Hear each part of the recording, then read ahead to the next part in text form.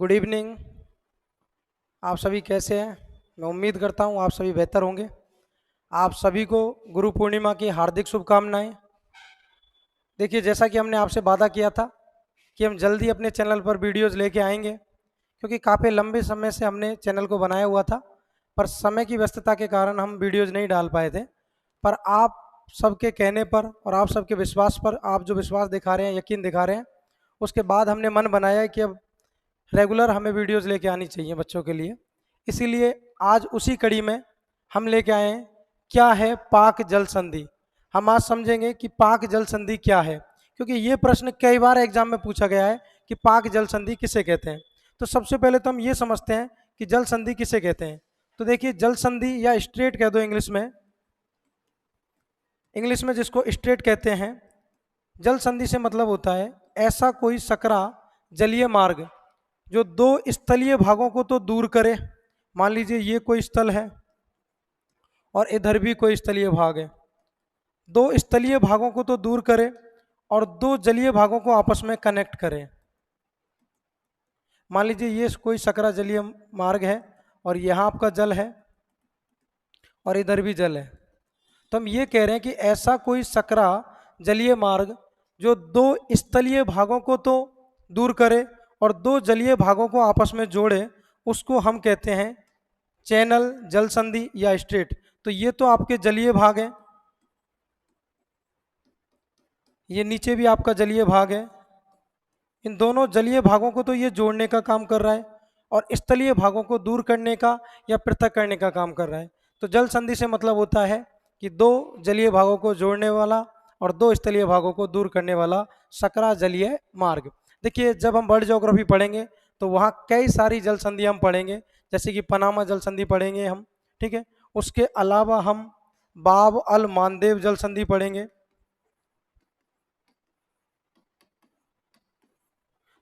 Panama जल संधि पढ़ेंगे, और भी कई सारी महत्वपूर्ण जल संधियाँ हम पढ़ेंगे।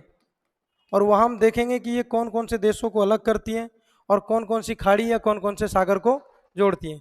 तो आज उसी कड़ी में हम बात कर रहे हैं पाक जल संधि की। तो देखिए, पाक जल संधि किस किस के बीच में है और किस किस को अलग करती है और किस किस को जोड़ती है, ये हमें समझना है। तो देखिए, सबसे पहले हमने ये तो समझ ही लिया है कि जल संधि किसे कहते हैं। अब हम आगे बात करते हैं कि ये पाक जल संधि किस किस के बीच में है। तो देखिए भाई, ये जो आप देख रहे हैं, ये भारत का जो राज्य है, इसका नाम है तमिलनाडु। और ये जो देश आप देख रहे हैं, ये देश कौन सा है? श्रीलंका।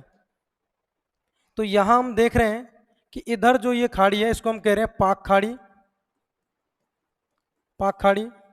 और इधर जो खाड़ी है, ये है मन्नार की खाड़ी।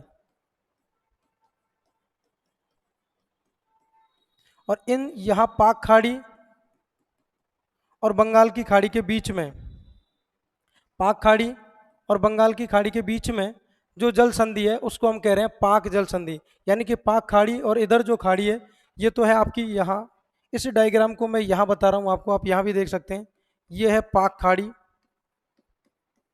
ऊपर है आपके बंगाल की खाड़ी जिसको आप बे ऑफ बंगाल कहते हैं, बंगाल की खाड़ी। अगर आप इंडिया के नक्शे को इधर से देखेंगे तो अब शायद आपको बेहतर समझ में आ जाए। इसी चीज़ को हम यहाँ समझने का प्रयास कर रहे हैं। उसके बाद हम कह रहे हैं कि भाई ये जो है इधर, ये है मन्नार की खाड़ी।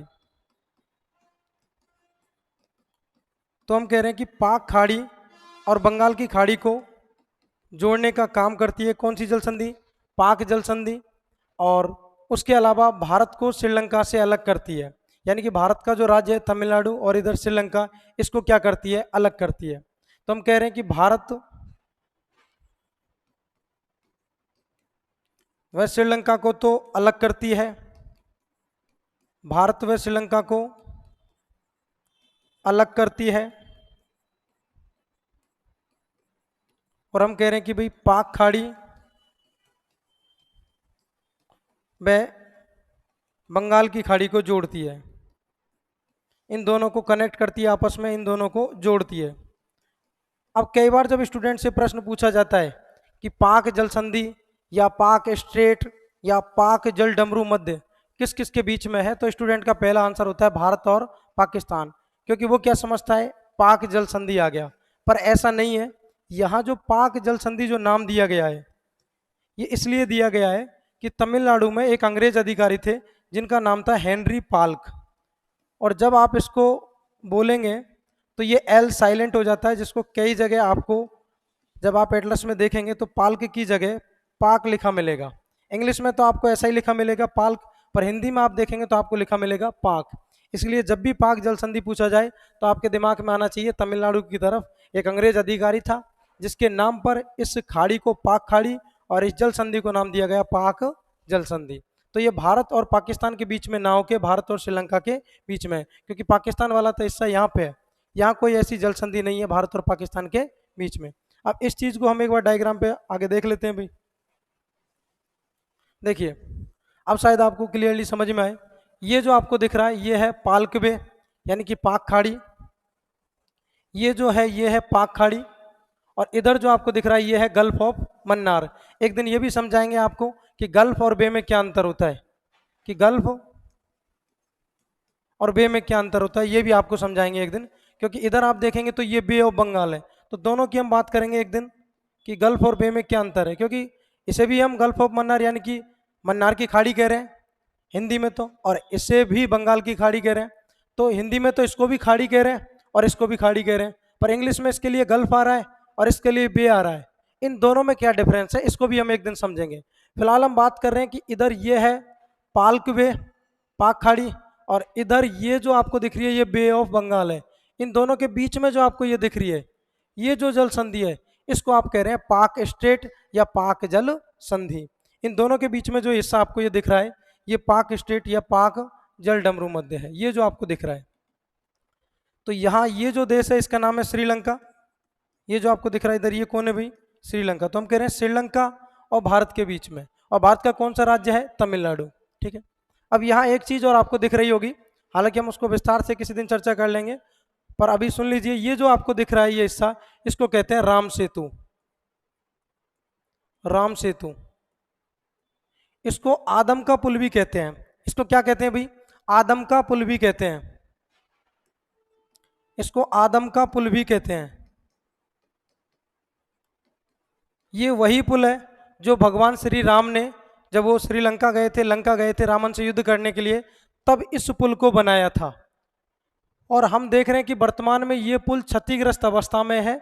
इसका कुछ हिस्सा इस तरीके से आपको दिखेगा कि कुछ हिस्सा तो जलमग्न है, कुछ हिस्सा तो जलमग्न है, कुछ हिस्सा जल से बाहर निकला हुआ है। इस तरीके से जैसे कि ये हिस्सा जलमग्न है और ये हिस्सा जल से बाहर निकला हुआ है।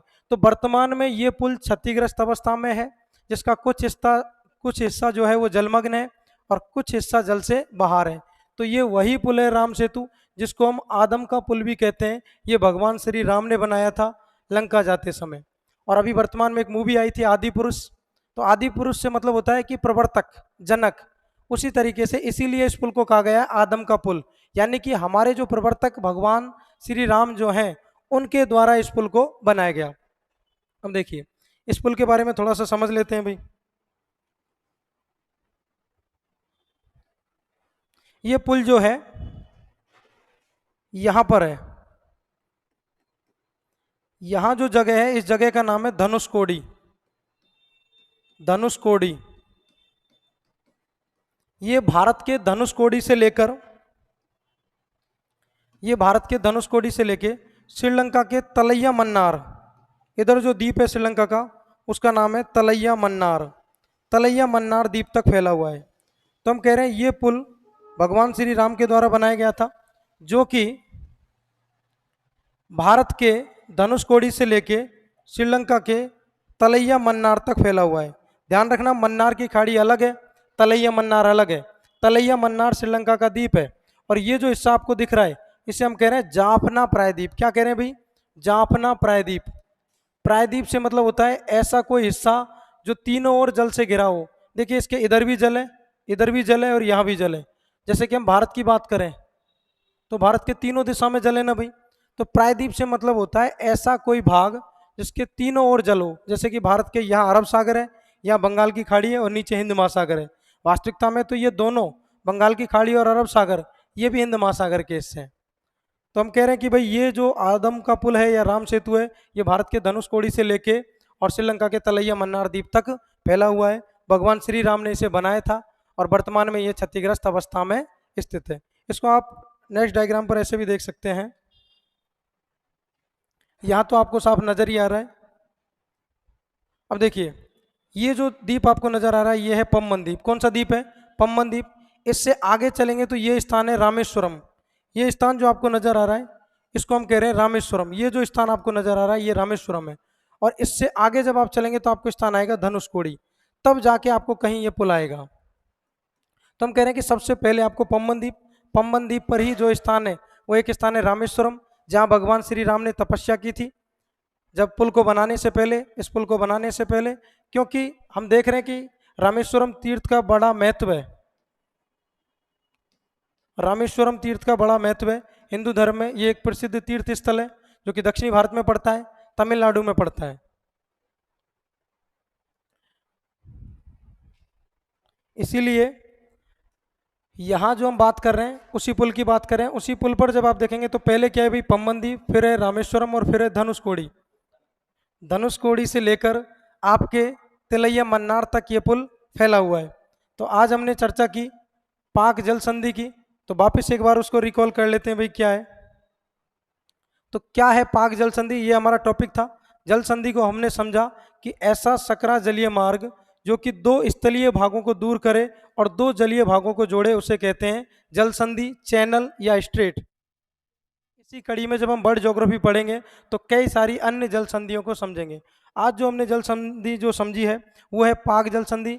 पाक जल संधि भारत और श्रीलंका के बीच में है। ये भारत की पाक की खाड़ी को बंगाल की खाड़ी से जोड़ती है, भारत को और श्रीलंका को अलग करती है। और भारत का कौन सा हिस्सा? तमिलनाडु वाला हिस्सा। उसके बाद हमने बात की आदम के पुल की। तो हम कह रहे हैं कि आदम का पुल जो है ये भारत और श्रीलंका के बीच में है, जिसको राम सेतु भी कह रहे हैं। ये भगवान श्री राम ने बनाया था।